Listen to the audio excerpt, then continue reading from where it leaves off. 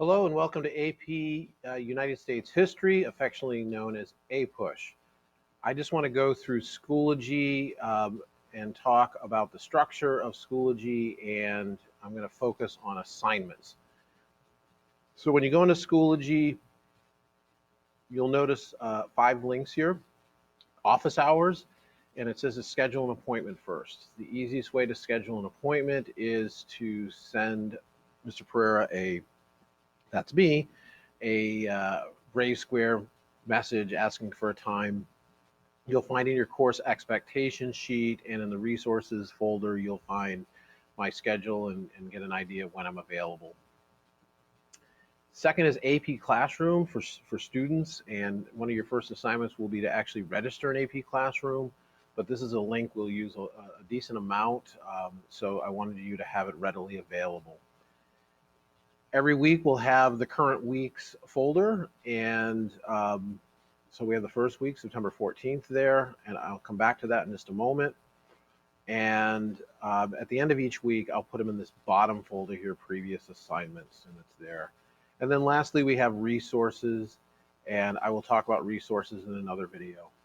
So when you go into a weekly assignment, I have them in order of when they're due. They do have due dates, and I will sometimes provide materials, and it might say not due. I put this in the form of an assignment, this particular one, and this is the Unit 1 overview. And I put it in that format because every student can have their own copy, distributed to them. They don't have to make a copy. They can see what's going on there, and they can take notes in it. So that's one of the main reasons why I gave you a copy through an assignment, but it's not due.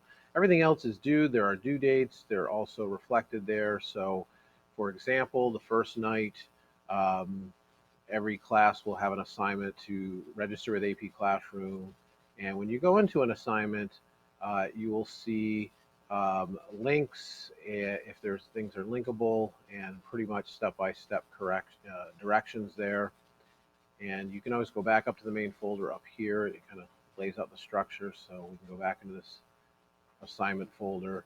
So take a look at those assignments and what you have to do. Some of them will have an attached document, so that it looks a little different.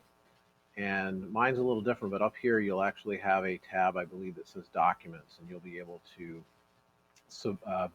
open the document there and do your own work and have your own copy.